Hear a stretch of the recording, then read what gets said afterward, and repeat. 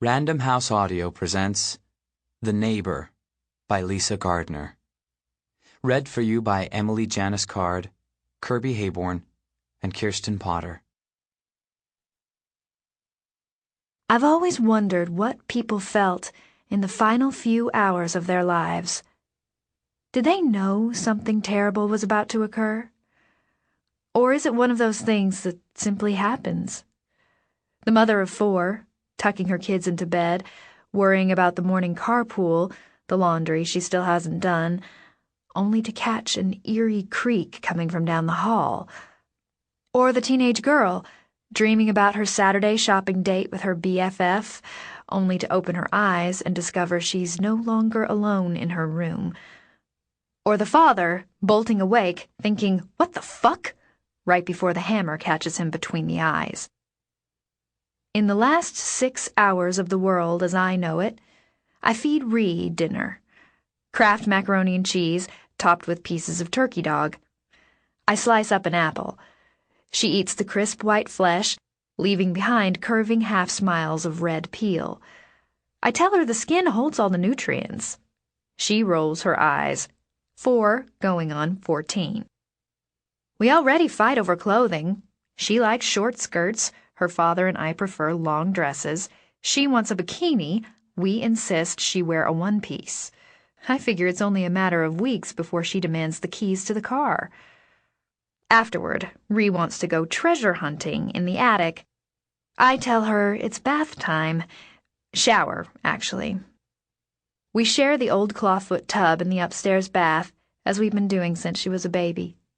Ree lathers up 2 Barbies and 1 princess rubber ducky. I lather up her.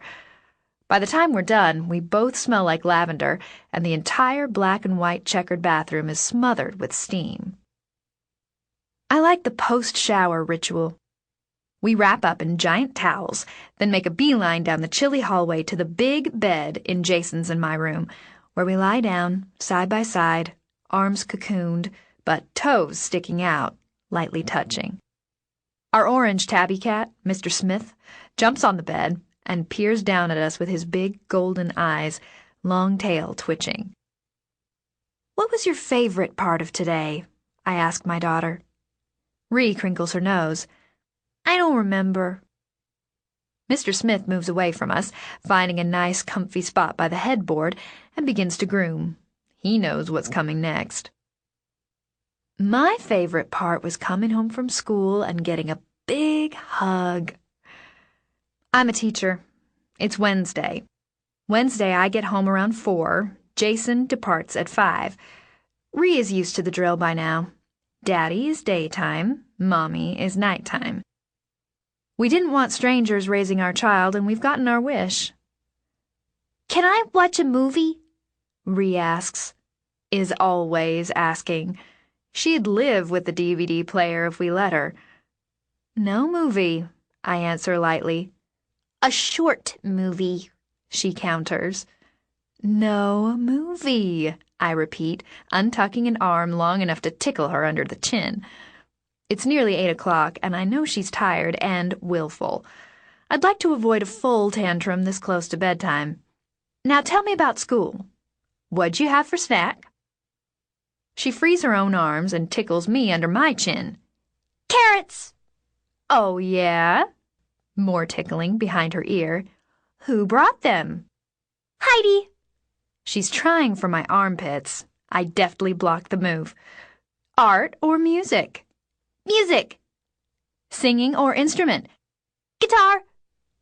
She's got the towel off and pounces on me, tickling any place she can find with fast, pokey fingers, a last burst of energy before the end of the day collapse. I manage to fend her off, rolling, laughing off the edge of the bed. I land with a thump on the hardwood floor, which makes her giggle harder, and Mr. Smith yowl in protest. I find a long t-shirt for me and an Ariel nightgown for her. We brush our teeth together in front of the oval mirror. Ree likes the synchronized spit. 2 stories, 1 song, and half a Broadway show later, I finally have her tucked into bed with Lil Bunny clutched in her hands and Mr. Smith curled up next to her feet. 8:30. Our little house is officially my own. I take up roost at the kitchen counter, sip tea, grade papers, keep my back to the computer so I won't be tempted. The cat clock Jason got Ree one Christmas meows on the hour.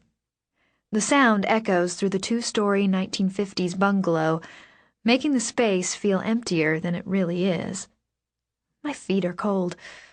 It's March in New England. The day's still chilly. 9:15. I make my rounds. Bolt lock on the back door. Check the wooden posts jammed into each window frame. Finally, the double bolt on the steel front door. We live in South Boston, in a modest, middle-class neighborhood with tree-lined streets and family-friendly parks. Lots of kids. Lots of white picket fences. I check the locks and reinforce the windows anyway. Both Jason and I have our reasons. Then I'm standing at the computer again, hands itching by my side, warning myself not to take a seat, thinking I'm probably going to do it anyway. Check a few emails. What can it hurt? At the last moment, I find willpower I didn't know I possessed. I turn off the computer. Another family policy. The computer must be turned off before going to bed. A computer is a portal, you know, an entry point into your home. Or maybe you don't know. Soon enough, you'll understand. 10 o'clock, I leave the kitchen light on for Jason. He hasn't called, so apparently it's a busy night. That's okay, I tell myself. Busy is busy. It seems we go longer in silence all the time. These things happen, especially when you have a small child. I think of February vacation again. The family getaway that was either the best or the worst thing that happened to us, given your point of view. I want to understand it. Make some sense of my husband, of myself. There are things that once done can't be undone. Things that once said can't be unsaid. I can't fix any of it tonight. In fact, I haven't been able to fix any of it for weeks, which has been starting to fill me with more and more dread. Once, I honestly believed love alone could heal all wounds. Now I know better. At the top of the stairs, I pause outside Ree's door for my final goodnight check. I carefully crack open the door and peer in. Mr. Smith's golden eyes gaze back at me. He doesn't get up, and I can't blame him. It's a cozy scene, Ree curled in a ball under the pink and green flowered covers, sucking her thumb, a tousle of dark curls peeking up from above the sheets. She looks small again, like the baby I swear I had only yesterday. Yet somehow it's 4 years later and she dresses herself and feeds herself and keeps us informed of all the opinions she has on life. I think I love her. I think love is not an adequate word to express the emotion I feel in my chest. I close the door very quietly, and I ease into my own bedroom, slipping beneath the blue and green wedding quilt. The door is cracked for Ree. The hallway light on for Jason. The evening ritual is complete. All is as it should be. I lie on my side, pillow between my knees, hand splayed on my hip. I am staring at everything and nothing at all. I am thinking that I am tired, and that I've screwed up, and that I wish Jason was home, and yet I am grateful that he is gone, and that I've got to figure out something, except I have no idea what. I love my child. I love my husband. I am an idiot. And I remember something I've not thought about for months now. The fragment is not so much a memory as it is a scent. Rose petals, crushed, decaying, simmering outside my bedroom window in the Georgia heat.